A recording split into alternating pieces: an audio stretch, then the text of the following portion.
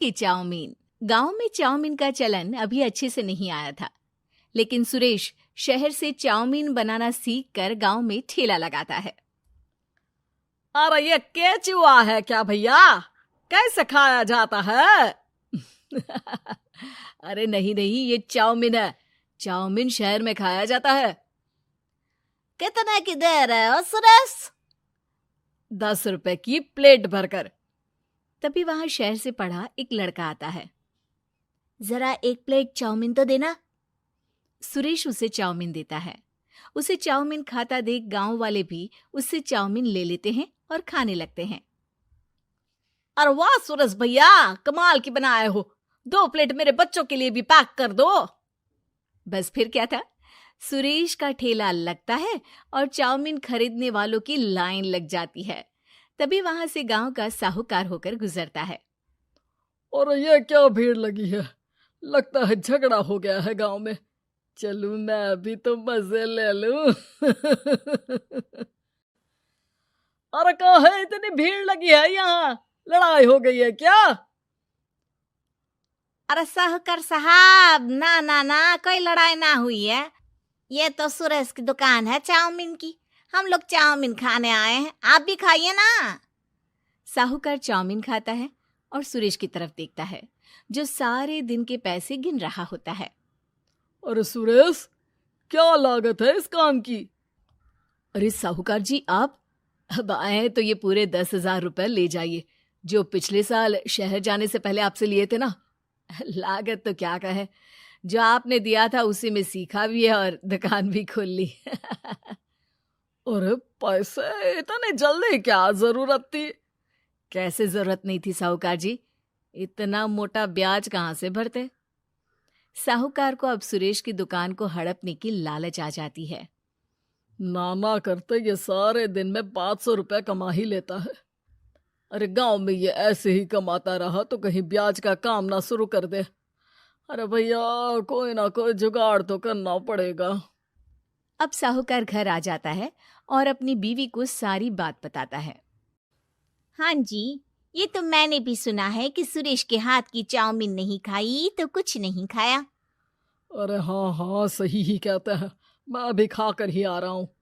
अरे भाग्यवान है, कितना अच्छा हो ना अगर वो पैसा हम लोगों को मिल जाए। क्यों? हैं? हाँ, वो तो है, लेकिन कैसे? हम लोगों को तो चाउमीन बनाना आता ही नहीं है। साहूकार और उसकी बीवी अब रोज चुपके से सुरेश के घर जाते हैं और खिड़की से उसे चाउमीन बनाते देखते। अब क्या था, दोनों को चाउमीन बनाना आ जाता है। फिर एक रोज, और सुरेंद्र, तुझे साहूकारनी ने बुलाया था। बोल रही थी कि बेटे के जन्मदिन में 10 किलो चाउमीन का ऑर्डर देना है। बना दोगे ना? अरे हाँ हाँ साहूकार जी, मैं जरूर बना दूंगा। कब देना है घर में 10 किलो चाउमीन? अरे वो तो तू घर आकर बता कर लेना, मैं नहीं बता पाऊंगा। ठीक है, शाम को काम निपटा कर आ जाता हूँ। सुरेश साहूकार के घर जाता है, लेकिन वहां मियाँ बीवी मिलकर उसे बंधक बना लेते हैं। अरे मुझे क्यों बांध रखा है? मुझे छोड़ दो। आज से तेरा ठेला मैं लगाऊंगा और बहुत सारे पैसे कमाऊंगा। साहूकार एक आदमी को सुरेश की निगरानी में लगा देता है और वहां से चला जाता है। अगले दिन, अरे साहूकार जी, आप कब से चाउमीन बेचने लगे और अपना ये सुरेश कहाँ गया? और वो तो शहर गया है, उसका कोई काम निकल आया था। बोल रहा था कि जब तक वो ना आए तब तक मैं ही उसके ठेले का काम कर दूं। पैसे भी तो बहुत उधार ले रखे थे उसने। लगता है कर्जा भरने के डर से भाग गया है। अरे पर वो तो बोल रहा था कि उसने सारा कर्जा उतार दिया है, और वो क्यों भागेगा? इतना तो कमा रहा था। अरे मुझे क्या पता। अरे चाउमीन खाना है तो बोलो, नहीं तो भागो यहाँ से। अरे हाँ हाँ, दे दो दे दो। अब तो चाउमीन खाना पूरे गांव के लोगों के लिए आदत ही बन गया है। ना खाओ तो नींद ना आए। हाँ हाँ, तो लो और निकालो 50 रुपए। 50 रुपए क्यों? सुरेंद्र तो 10 रुपए में देता था। अरे वो पागल था, मैं थोड़ी ना हूँ। गांव वाले, जिनको चाउमीन की लत लग गई थी, वो करते भी क्या? दे दो, और ये लो 50 रुपए। लेकिन फिर साहूकार उन लोगों को प्लेट में थोड़ी सी चाउमीन रख देता है। अरे ये क्या, पैसे 5 गुना ज्यादा और चाउमीन बस इतनी सी। अरे साहूकार साहब, भगवान से तो डरो। बस फिर क्या था, साहूकार की मन मर्जी चलने लग जाती है और गांव वाले करते भी क्या। एक रोज मुझे तो लगता है कि सुरेश को साहूकार ने मार डाला होगा, क्योंकि उसका काम इतना अच्छा चल रहा था, फिर वो क्यों जाता, और वो भी साहूकार के हवाले दुकान करके। ना बाबा ना। अगले रोज भाग्यवान, देखो तो जरा, इस सुरेश भी ना कितना पागल था। जिस काम से वो ज्यादा पैसे बना सकता था, उससे इतने कम पैसे छाप रहा था। 50 रुपए प्लेट में भी गांव वाले खूब खा रहे हैं चाउमीन। हाँ जी, और जितने में वो लोगों को 10 प्लेट खिलाता था भर भर कर हम लोग उतने में 20 प्लेट बना रहे हैं। क्यों जी? वहीं सुरेश रोज भगवान से मांगता कि बस एक बार वो किसी तरह वहां से निकलने में कामयाब हो जाए, लेकिन उसकी हर कोशिश नाकामयाब होती। फिर एक दिन, अरे भाग्यवान, ऐसा कुछ करो कि चाउमीन बनाने का खर्चा आधा हो जाए, जिससे हम लोगों को और मुनाफा हो। ना जी, मुझे तो कोई तरकीब ना सूझ रही। अरे सुनो, एक काम करते हैं, चाउमीन बनाने में जो सब्जी लगती है वो मंडी में लेने तुम देर रात चली जाना। तब तक वो सारी सड़ी गली सब्जी जो दुकानदार वहीं फेंक जाते हैं, वो उठा कर ले आना फ्री में। अरे वाह जी वाह, आप तो बहुत समझदार हैं जी। बीवी वैसा ही करती है, लेकिन अब लोग चाउमीन खाते तो मुंह बनाकर। फिर एक बार, अरे राम राम राम, ये पेट में दर्द काहे हो रहा है? आई, आई, आई, आई, आई। हाय रे हाय, मेरा भी पेट दर्द के मारे फटा जा रहा है। सभी को शक हो जाता है कि उन लोगों को चाउमीन खाने से ही ये बीमारी हो गई है। वहीं दूसरी तरफ जो आदमी सुरेश की निगरानी कर रहा था, वो सो रहा होता है और मौका देखकर सुरेश वहां से भाग जाता है। सुरेश गांव वालों के पास जाकर उन्हें सब कुछ बता देता है। बस अब क्या था, साहूकार के घर पुलिस पहुंच जाती है। चलो, तुमने गांव के लोगों को खराब सब्जी वाली चाउमीन खिलाकर बीमार किया और सुरेश को बंधक बनाया। तुम्हें इसीलिए हम गिरफ्तार कर रहे हैं। साहूकार को पुलिस ले जाती है और फिर अगले दिन से सुरेश का ठेला गांव के बाजार में लग जाता है, जहां अब पहले से ज्यादा भीड़ होती है। माइका। मोहिनी के 3 बेटे थे। पति खूब अच्छा कमाता और बड़े घर के ऐश सब था मोहिनी के जीवन में, लेकिन एक चीज जो नहीं थी वो थी सुकून। मेरी बहन और मेरा भाई दोनों गरीब, लेकिन मैं मेरे पास तो नोट की बरसात है। तभी मोहिनी की बहन वीना उसके दरवाजे आ जाती है। अरे मोहिनी, कैसी है?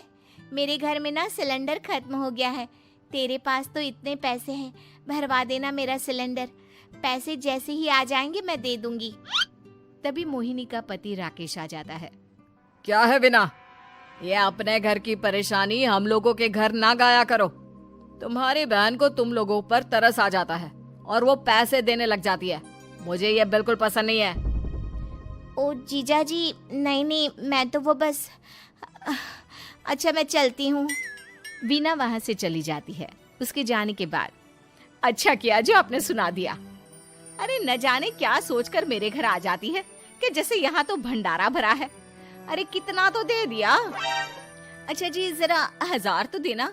वो बिन्नी दीदी है ना, उनके घर जा रही हूँ। उनका पोता हुआ है तो मुंह दिखाई दे दूंगी। हाँ, उन लोगों के आगे तो शो ऑफ किया करो। वो खुद को बड़ा अमीर शो करते हैं ना, दिखा दे कि तू भी किसी से कम नहीं है। हाँ जी, इसी के लिए तो जा रही हूँ। मोहिनी तैयार होकर अपनी बुआ की बेटी के घर जाती है, जहाँ उसके पोते का कार्यक्रम चल रहा होता है। वहाँ वीना भी आई होती है। अरे वीना, क्या जरूरत थी यहाँ आने की? तेरे घर पर गैस नहीं है तो वो भरा लेती। क्या करूं मोहिनी, बुआ को बुरा लग जाता नहीं जाती तो। वैसे मेरे पास एक जोड़ा बच्चे का कपड़ा रखा था, वही अपनी चांदी के पायल के साथ देने जा रही हूँ। घर पर गैस थी नहीं, सोचा परिवार यहीं खाना खा लेगा, बाकी सुबह का सुबह देखा जाएगा।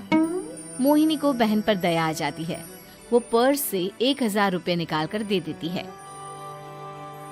ले वीना, लेकिन पैसे वापस कर देना, तेरे जीजाजी हिसाब लेते हैं। मोहिनी भी क्या करती, गरीबी में बहन का सहारा ही उसके जीवन जीने का आधार था। फिर एक रोज, सुनिए, भाई के घर बेटी हुई है, मुझे माँ के पास जाना होगा। अरे उस घर में ना कूलर है ना एसी, कैसे रहोगी तुम? हाँ वही सोच रही हूँ कि अकेली जाऊं, बच्चों को साथ ना ले जाऊं। चली जाओ, लेकिन ये जो तुम अपने गरीब परिवार से मिलने चली जाती हो ना, मुझे बिल्कुल अच्छा नहीं लगता। पता नहीं मैं भी कैसे मैनेज करती हूँ, लेकिन क्या करूं। मोहिनी भाई भाभी के घर आती है। मोहिनी, कैसे आना हुआ? तू यहाँ हम लोगों के घर रह लेगी या फिर किसी होटल में रहेगी? क्या हो गया है माँ? मोहिनी को क्यों ऐसे बोल रहे हैं आप? अरे तू नहीं जानती अपनी ननद को, पैसे वाली है ना, तो ऐड कुछ ज्यादा ही है। मोहिनी को माँ की बात का बुरा नहीं लगता है, क्योंकि उसे पता ही नहीं चलता कि माँ उसे जली कटी सुना रही है। वो भाभी की बच्ची के साथ लेन देन करती है और वहाँ से चली जाती है। उसके जाने के बाद, माँ क्यों आप मोहिनी को इतनी सारी बातें सुनाती हो? भाई का बेटा बोल पड़ता है। माँ क्योंकि दादी जानती है कि बुआ के अंदर घमंड है। सही बोल रहा है मोहन, बहू भले तुझे ना दिखता हो, लेकिन मुझे और मोहन को दिखता है कि वो कितनी घमंडी है। मोहिनी मायके आती है, जहाँ गरीबी के कारण चीजें कम होती हैं।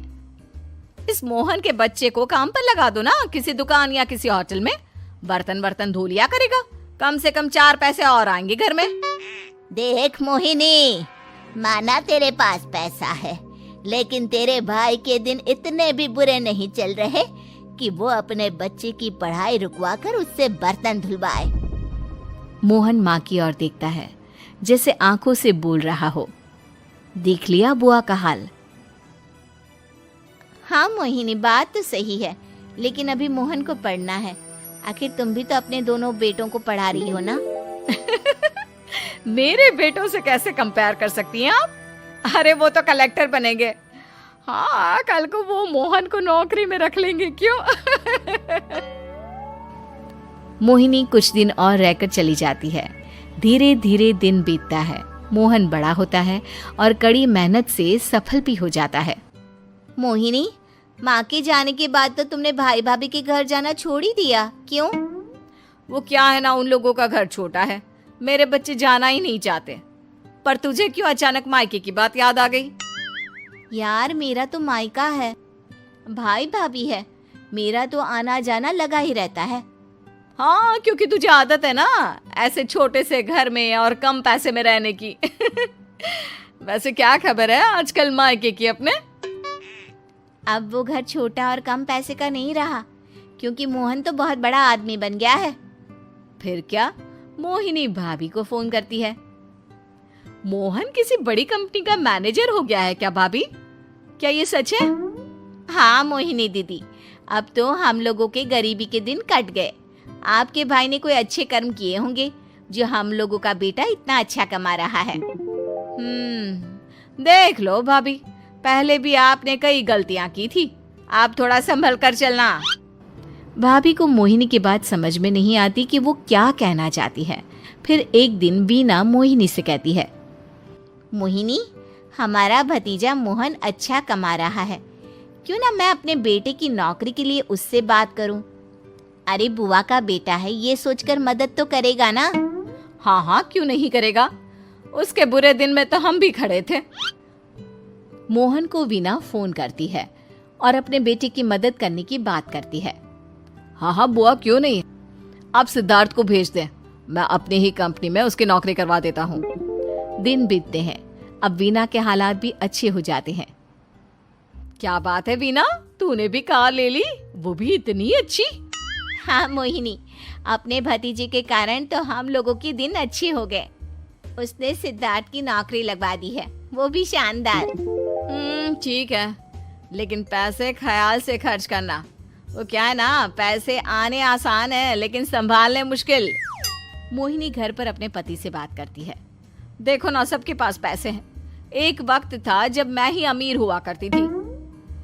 लगता है कि ज्यादा दिन नहीं रह पाओगी। मेरी नौकरी को कुछ साल ही बचे हैं और तुम्हारे दोनों लड़के निकम्मे हैं। उन लोगों को बोलो ना कि नौकरी करे। तभी वहां मोहिनी के बेटे भी आ जाते हैं। अरे हमें क्या मोहन समझा है जो दिन रात गधे की तरह काम करते रहे। खैर, दिन फिरते हैं और मोहिनी के पति की नौकरी भी खत्म हो जाती है। मोहिनी क्या करे, थोड़े से पैसे में गुजारा नहीं हो रहा है। तो क्या करे, मेरी समझ में कुछ नहीं आ रहा। मोहन को बोलो ना कि वो इन दोनों के लिए नौकरी देखे, जैसे सिद्धार्थ के लिए नौकरी देखी है। मोहिनी क्या कहती, उसे अपने वो दिन याद आ जाते हैं जब उसने भाभी से मोहन को नौकर बनने की सलाह दी थी। क्या हो गया, क्या सोच रही हो मोहिनी? यही कि वक्त कभी भी किसी का भी पलट सकता है। ऊपर वाले से डर कर रहना चाहिए। की बारिश। शहर की कच्ची बस्ती में एक गरीब मजदूर कालू रहा करता था। कालू के घर में उसकी पत्नी जानकी थी। जानकी लोगों के घरों में झाड़ू पोछा करके कुछ पैसे कमा लेती थी और वहीं कालू किसी तरह मेहनत मजदूरी करके 2 वक्त की रोटी का जुगाड़ कर लेता था। कुछ दिनों से हो रही बारिश के कारण कालू की मजदूरी बंद हो गई थी। अरे जानकी, इस बार तो बरसात ने हद ही कर दी, रुकने का नाम ही नहीं ले रही। कुछ समझ में नहीं आ रहा, अगर इसी तरह काम पर नहीं गया तो 2 वक्त की रोटी का जुगाड़ कैसे होगा। अरे तुम चिंता क्यों करते हो, बारिश का क्या है, 1 आध दिन में रुक जाएगी और उसके बाद में फिर से काम शुरू हो जाएगा। अरे 3 दिन तो हो गए, बरसात तो रुक ही नहीं रही है और आगे भी रुकने के कोई आसार नहीं दिख रहे। तो क्या हुआ, तुम्हारा काम बंद हुआ है ना। मैं तो अभी भी लोगों के घर झाड़ू पोछा करने जाती ही हूँ। मेरे पगार से कुछ दिन तो निकल ही जाएंगे। अरे घर का खर्चा तो हम किसी तरह चला लेंगे जानकी, लेकिन ये जो छत टपक रही है इसका क्या करेंगे? ये बात तो आपकी सही है। हमारी झोपड़ी अब काफी पुरानी हो चुकी है और इसके छप्पर में भी कई सारे छेद हो गए हैं। रात भर पानी टपकता रहता है। अरे मैं भी इसी बात से बहुत परेशान रहता हूँ। कहीं किसी दिन ज्यादा बारिश आ गई तो हमारी झोपड़ी टूट कर बिखर ना जाए। राम राम राम, ऐसी अशुभ बातें क्यों करते हो? अरे ऐसा कुछ नहीं होने वाला। ये झोपड़ी ही तो हमारा सब कुछ है। अगर यही नहीं रही तो हम जाएंगे कहाँ? ठीक है जानकी, जब तुम्हारी पगार मिल जाएगी तो कुछ पैसे बचाकर झोपड़ी के छप्पर की मरम्मत करवा लेंगे। शायद हमारी परेशानी कुछ कम हो जाए। ठीक है जी, अब ना ज्यादा परेशान मत हो। ये लो, खाना खा लो और सो जाओ। सुबह मुझे भी जल्दी काम पर जाना है। जानकी और कालू अपनी झोपड़ी में सो गए। रात को अचानक से बहुत तेज बारिश शुरू हो गई। धीरे धीरे बारिश का पानी कालू की बस्ती में भरने लगा। पानी भरते भरते झोपड़ी के बाहर तक पहुंच गया था। सुबह के वक्त जब कालू और जानकी सोकर उठे, हे भगवान, ये क्या हो गया? बारिश का पानी तो हमारे घरों तक पहुंच चुका है। अब मैं काम पर कैसे जाऊंगी? रहने दो जानकी, तुम आज काम पर मत जाओ। ऐसे पानी से निकल कर जाओगी और बीमार पड़ गई तो लेने के देने पड़ जाएंगे। लेकिन अगर नहीं गई तो मालकिन लोग नाराज हो जाएंगे। आप जानते हैं ना, बड़ी मुश्किल से 1 दिन की छुट्टी भी नहीं देती है। अरे लेकिन जानकी, झोपड़ी के बाहर तो पूरी बस्ती में पानी भरा है, तुम जाओगी कैसे? जानकी जैसे तैसे करके काम पर चली जाती है, लेकिन अगले दिन फिर से बहुत ज्यादा बारिश होती है और बस्ती में ज्यादा पानी भर जाता है। आज तो मैं तुम्हें किसी भी तरह काम पर नहीं जाने दूंगा। अरे अगर तुम्हें कुछ हो गया तो क्या होगा? ठीक है, तुम ठीक ही कहते हो। आज नहीं जाती। अगर मालकिन नाराज हो गई तो मना लूंगी किसी तरह। अरे मनाने वाली क्या बात है? जब तुम बताओगी कि हमारी झोपड़ी में पानी भर गया है तो वो खुद ही समझ जाएंगे ना। अगले 2 दिन तक तेज बारिश होने की वजह से जानकी, कालू और आसपास की बस्ती में रहने वाले सभी लोगों के घरों में पानी भर जाता है। जिसकी वजह से जानकी काम पर नहीं जा पाती। और 3 दिन के बाद जैसे ही जानकी काम पर पहुंचती है, कहाँ थी तुम? पिछले 3 दिनों से काम पर क्यों नहीं आई? मेम साहब क्या बताऊं, इतनी ज्यादा बारिश हो रही थी, हमारी पूरी बस्ती में पानी भर गया है और उससे भी ज्यादा तो मेरी झोपड़ी के अंदर पानी भर गया। आप ही बताइए कैसे आती मैं? इसका मतलब ये हुआ कि बारिश होगी तो तुम काम पर नहीं आओगी? ना ना, मेरे कहने का ये मतलब नहीं था मेम साहब। तुम जानती भी हो 3 दिन से कितनी परेशानी हो रही है मुझे, सारा काम मुझे खुद करना पड़ा। माफ कर दीजिए मालकिन जी, पर मैं क्या करती, आने के लिए रास्ता ही नहीं था, सब जगह पानी भरा हुआ था। बहाने तो तुझे बहुत बनाने आते हैं। जानकी देख, अगर अगली बार ऐसा किया ना तो फिर काम से हमेशा के लिए छुट्टी। अरे ना ना मालकिन, ऐसा मत कीजिए। बारिश की वजह से मेरे पति की मजदूरी भी छूट गई है। बड़ी मुश्किल से घर में 2 वक्त खाने की रोटी का जुगाड़ हो पाता है। आप मुझे काम से निकाल देंगे तो हम क्या खाएंगे? अगर इतनी ही चिंता है तो फिर रोजाना काम पर आया करो। चलो अब जल्दी से जाकर घर का सारा काम करो। बारिश रुकने का नाम ही नहीं ले रही थी। पूरे शहर में बाढ़ जैसे हालात बन गए थे, लेकिन नौकरी जाने के डर से जानकी किसी तरह रोज काम पर जाती थी। एक दिन जब जानकी काम करके अपने घर लौट आई तो अचानक उसकी बस्ती में कुछ लोगों का शोर सुनाई दिया। अरे लगता है बाहर कुछ हुआ है, मैं जाकर देखता हूँ। हाँ हाँ, पता तो कीजिए, ये बस्ती में लोग इतना शोर क्यों कर रहे हैं? बाहर जाकर कालू ने एक आदमी से पूछा, अरे क्या हुआ भाई, इतना शोर क्यों मचा रहा है? अरे क्या बताए भैया, अपने बस्ती के बाहर एक पुल टूट गया है और वहाँ पर एक कार फंसी है। थोड़ी देर में अगर किसी ने नहीं बचाया ना तो वो कार पानी में बह जाएगी। ये क्या कह रहे हो भैया, कार के अंदर कोई है क्या?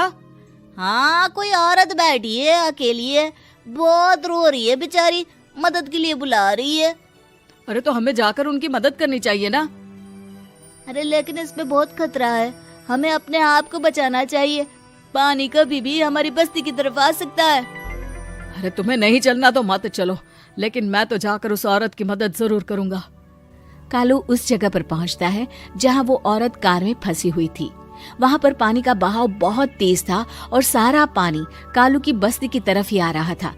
कालू ने एक बड़ी सी रस्सी को पेड़ से बांध दिया और दूसरे सिरे को कार की तरफ फेंक दिया और उस औरत को रस्सी के सहारे बाहर आने के लिए कहा।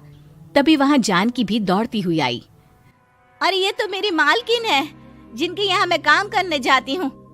अरे मैडम जी, आप डरिएगा मत, आपको कुछ नहीं होगा। आपकी गाड़ी को भी मैंने रस्सी से बांध दिया है। थोड़ी देर में पानी का बहाव कम हो जाएगा, फिर हम आपकी कार को भी बाहर निकाल लेंगे। क्या तुम जानकी के पति हो? हाँ हाँ, जानकी मेरी ही पत्नी है, आपके यहाँ काम करती है ना। लेकिन मेम साहब, आप यहाँ पानी में कैसे फंस गई? अब क्या बताऊं, मैं अपनी सहेलियों के साथ पिकनिक पर गई थी, वहीं से लौट रही थी। अचानक पानी का बहाव तेज हो गया और मेरी गाड़ी फंस गई। अरे कोई बात नहीं मालकिन, अब ना आप बिल्कुल सुरक्षित हैं। मैं तो बहुत बुरी तरह डर गई थी, कब से मदद के लिए चिल्ला रही थी, लेकिन कोई मेरी मदद के लिए नहीं आया। भला हो तुम्हारा पति का जिसने मेरी जान बचा ली। लेकिन जानकी, मैंने तुम्हारे साथ बहुत गलत व्यवहार किया। इतने खराब मौसम और बाढ़ में भी तुम्हें काम पर आने के लिए कहा, नौकरी से निकालने की धमकी भी दी, और तुमने मेरी जान बचाई। मुझे माफ कर दो। अरे कोई बात नहीं मालकिन, आपकी जान बचाना तो हमारा धर्म था। देखो जानकी, तुम्हारी झोपड़ी में जो भी नुकसान हुआ है उसके लिए मैं तुम्हें पैसे दूंगी।